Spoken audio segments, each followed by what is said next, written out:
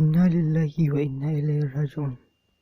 Jama'a, Bello Turji, watakan shugaban 'yan bindiga, ya tura yaransa zuwa ga jihar Kaduna inda suka yi ba ta kashi da mutanen da basu ji ba basu gani ba.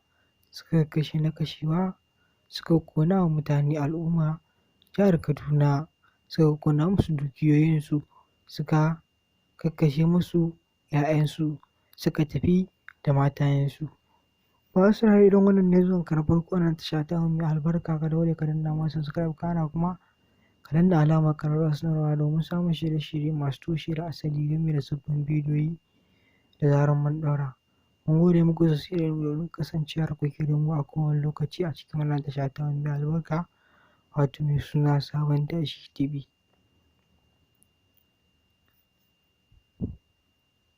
To masu saurare, muna fatan kuna nishaɗantuwa sosai da bidiyon da muke kawo muku.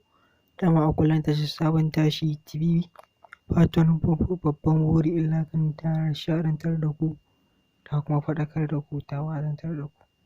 Har yau dai muna ƙara tuna muku kar ku manta ku daure ku danna mana subscribe, kana kuma ku danna alamar ƙararrawa. A nan za mu kawo muku wannan ƙarshen bidiyo.